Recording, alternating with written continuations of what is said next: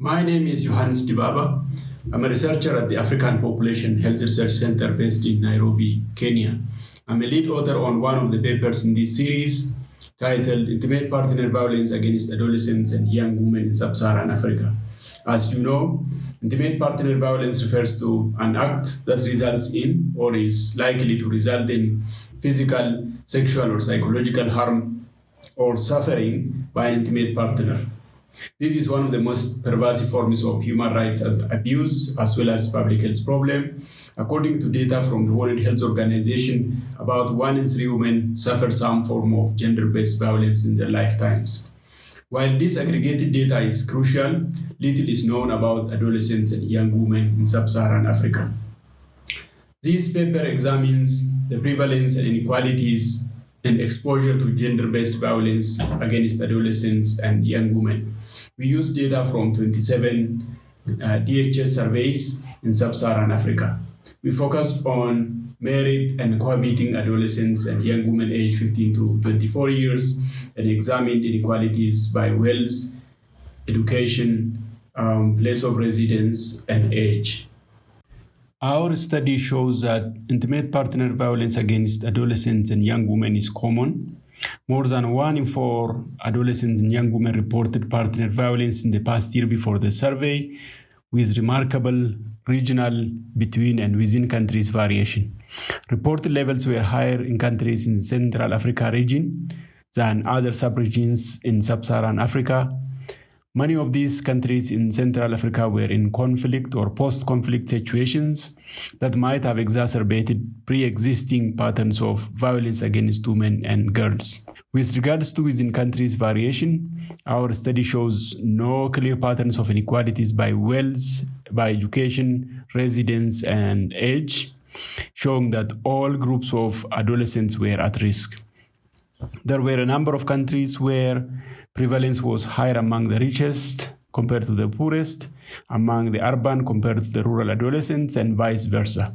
In a few countries with very high prevalence, for instance, Gabon, DRC Congo, Uganda, Burundi, and the like, partner violence is more common among the poorest than the richest adolescents and young women.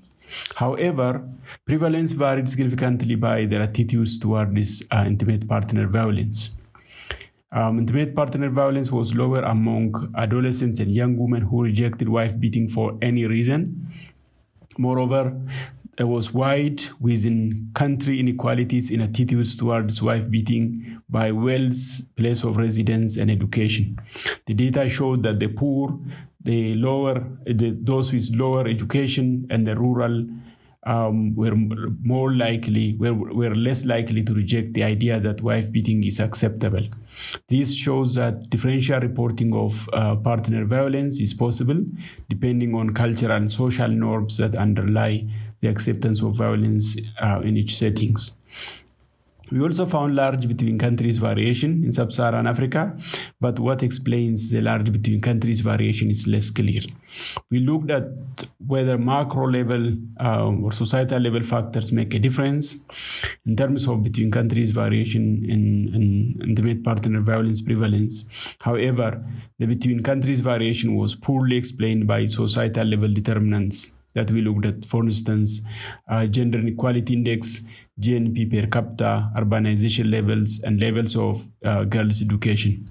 We observed moderate correlation of intimate partner violence with societal level tolerance of intimate partner violence and male adult alcohol consumption per capita. The following are the key implications of the findings.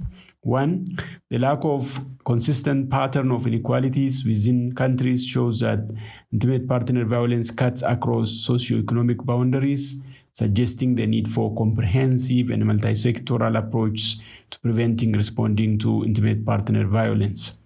2nd, the observed variation by attitudes towards wife beating shows that promoting gender equitable norms from early childhood through multi-sectoral strategies will help in reducing partner violence.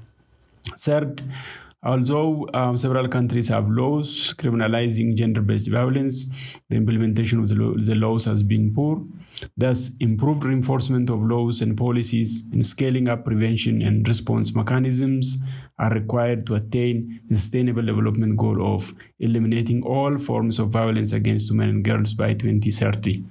Thank you for watching.